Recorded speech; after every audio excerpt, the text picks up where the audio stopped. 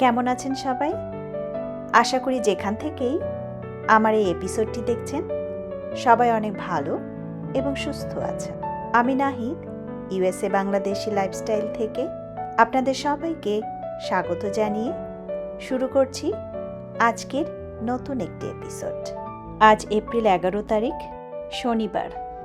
প্রতি বছরের মতোই এবারও Bangladesh association of new England আয়োজন করেছে বৈশাখী মেলার, যেটা কিনা আমাদের বাসার খুবই কাছে। বাসা থেকে ড্রাইভ করে যেতে এই প্রায় 20 মিনিটের মতো লাগবে। মেলাটা শুরু হবে আজকে 2টা থেকে আর চলবে রাত 10টা পর্যন্ত। আসলে বাঙালি যেখানেই থাকুক না কেন, নিজের শেকড় আর সংস্কৃতিকে এভাবেই যেন বাঁচিয়ে রাখে বিদেশের মাটিতেও। তো আমরাও ভেবে রেখেছি আজ বিকেলে আমরা সবাই মিলেই একসাথে মেলায় যাব। তাই লাঞ্চে আমি আজ আর তেমন কিছু রান্না করিনি, কারণ মেলার মূল আকর্ষণটাই থাকে দেশি খাবার, আর সেখানে গিয়ে সবাই মিলে এই দেশি খাবারটাই বেশি উপভোগ করা যায়। আজ আমি শুধু নিজের জন্যই হালকা করে একটা নুডলস বানিয়ে নিলাম। এই নুডলসটা কিন্তু খেতে বেশ মজার। স্বপ্ন অফিস থেকে ফিরলেই আমরা 3 জনে মিলেই রওনা দেব। দেখেন তো কেমন হবে। আমি এই ড্রেসটা পরবো, এই পাঞ্জাবিটা পরবে স্বপ্নর বাবা, আর এটা পরবে স্বপ্ন। বৈশাখী মেলায় পাঞ্জাবি হয়তো না পরলেও চলে, তবে পাঞ্জাবি পরলে যে একটা আলাদা উৎসবের আমেজ আসে সেটা কিন্তু সত্যি। এই যে আমরা এখন যাচ্ছি মেলার উদ্দেশ্যে। আজকের আকাশটা যেন একটু বেশি সুন্দর লাগছে। নীল আকাশের মাঝে তুলোর মতো সাদা মেঘগুলো ভেসে যাচ্ছে। জানেন, এই মেলা জাতীয় জায়গায় গেলেই ছোটবেলার কথা খুব মনে পড়ে। ছোটবেলায় মেলায় যেতাম আমার বড় কাকার হাত ধরে। তবে তখন তো আর এভাবে গাড়িতে করে যেতাম না, কাঁচা রাস্তা ধরে জমির মাঝ দিয়ে হেঁটে হেঁটে গ্রামের পর গ্রাম পেরিয়ে মেলায় পৌঁছাতাম। আজকের এই সময়ের সাথে সেই সময়ের খুব বেশি মিল খুঁজে পাই না। শুধু একটা জায়গায় মিল খুঁজে পাই, সেটা হচ্ছে এই নীল আকাশটার সাথে। কারণ তখনকার আকাশটাও ঠিক এমনই ছিল। এই যে আমরা মেলায় পৌঁছে গেলাম। এখানে এসেই চোখে পড়ছে একদম বৈশাখী মেলার সেই চেনা সাজ সাজ ভাবটা। চারপাশে আজ উৎসবের আমেজ ছড়িয়ে আছে।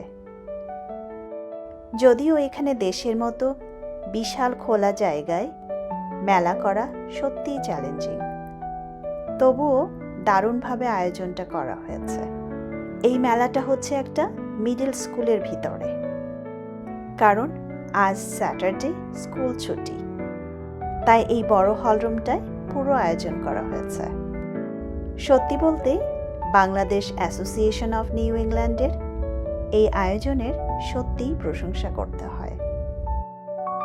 মেলায় ঢুকেই দেখতে পেলাম পাসপোর্ট সার্ভিসের ব্যবস্থাও রাখা হয়েছে। প্রবাসীদের জন্য এটা সত্যিই একটা দারুণ সুযোগ। কথায় আছে না, রথও দেখা হলো, কলাও বেচা হলো।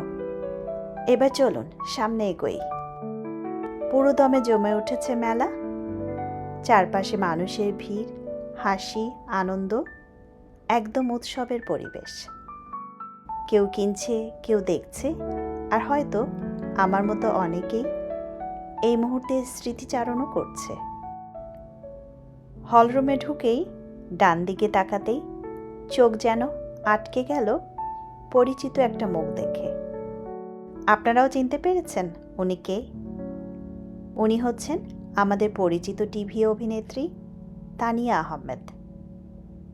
খুব সুন্দর একটা বুটিক স্টল দিয়েছেন তিনি।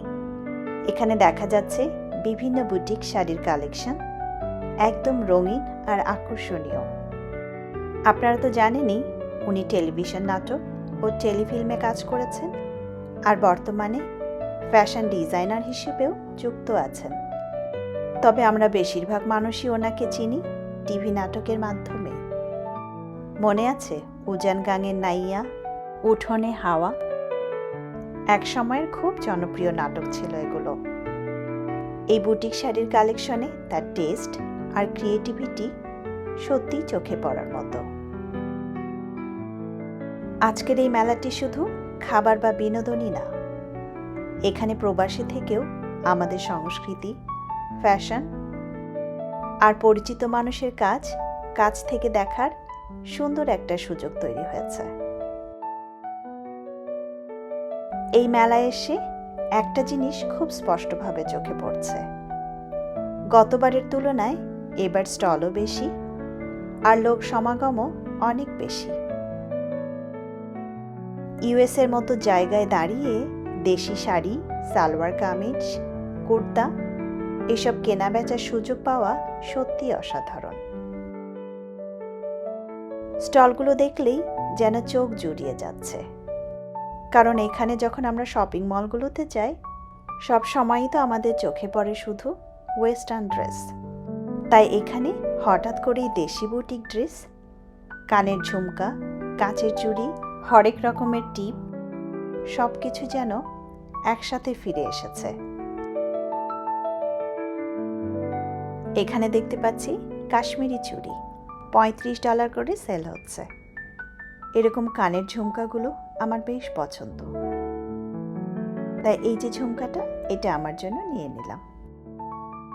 দাম নিল $10। সত্যি বলতে বেশ সুন্দর লাগছিল। অনেক কালারের পুঁতি দিয়ে তৈরি, ভাবলাম সব কালারের ড্রেসের সাথেই পরা যাবে। এই স্টলের যে ওনার, উনি প্রথমবার এই স্টলটি দিয়েছেন।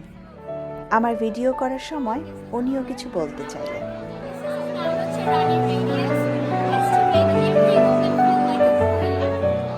আসলে এভাবেই ধীরে ধীরে নতুন উদ্যোক্তারা তৈরি হয় এবং নিজেদের কাজকে মানুষের সামনে তুলে ধরার একটা সুযোগও তৈরি হয়। জানেন, এই সময়টাই আমার মনে হচ্ছিল আমি যেন চলে এসেছি দেশের কোনো মেলার মধ্যে, গ্রামের কোনো বড় বটগাছের নিচে বসা বৈশাখী মেলা অথবা রমনা বটমূলের সেই উৎসবের আবহে। মাটির তৈরি পুতুল, চিনির তৈরি হাতি ঘোড়া, তালের পাখা আর সেই মাটির গন্ধ মিশে থাকা একটা নিখাত শৈশব। সব মিলিয়ে মনে হচ্ছিল এই চার দেয়ালের ভেতরেও যেন এক টুকরো গ্রামীণ মেলা ফিরে এসেছে।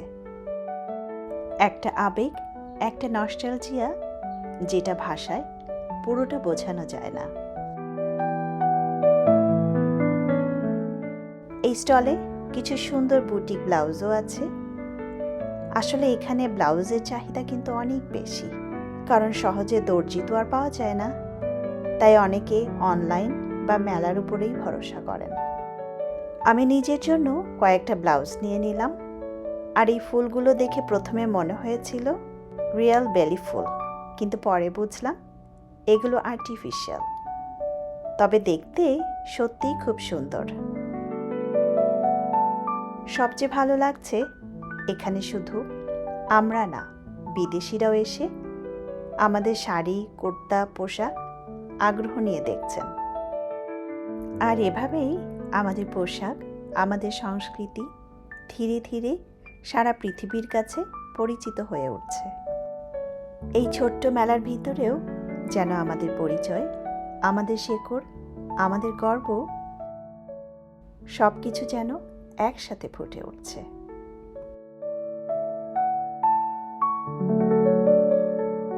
সময় গড়াচ্ছে, মানুষের ভিড়ও যেন বাড়ছে।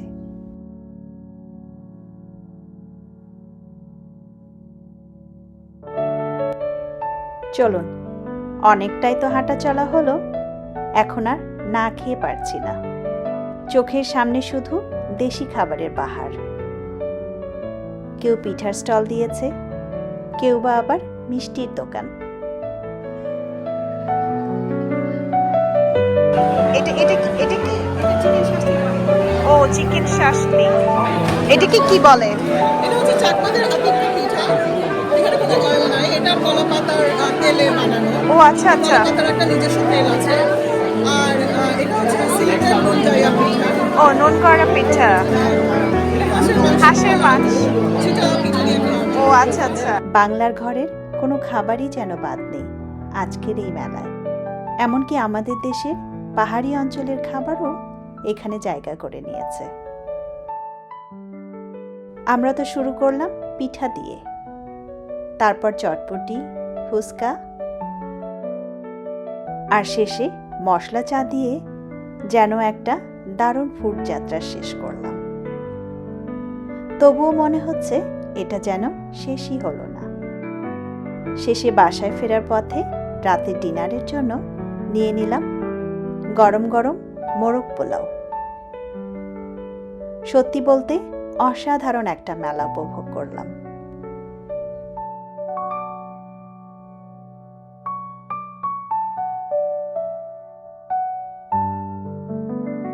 মেলার শেষ অংশে ছিল সাংস্কৃতিক অনুষ্ঠান।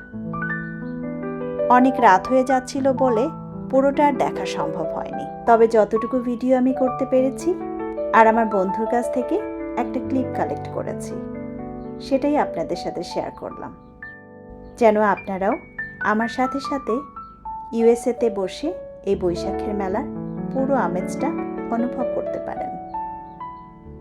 শেষে শুধু একটাই কথা বলবো, বৈশাখ আমাদের প্রাণের মেলা। দেশে হোক বা প্রবাসে, এই মেলার আনন্দ, এই অনুভূতি কখনোই কম নয়। অনেক ধন্যবাদ এতক্ষণ আমার সাথে থাকার জন্য। কথা হবে আবারও নতুন কোনো ব্লগ বা জীবনের গল্প নিয়ে। ততক্ষণ পর্যন্ত ভালো থাকবেন আর দেশীয় সংস্কৃতির সাথেই থাকবেন। শুভরাত্রি।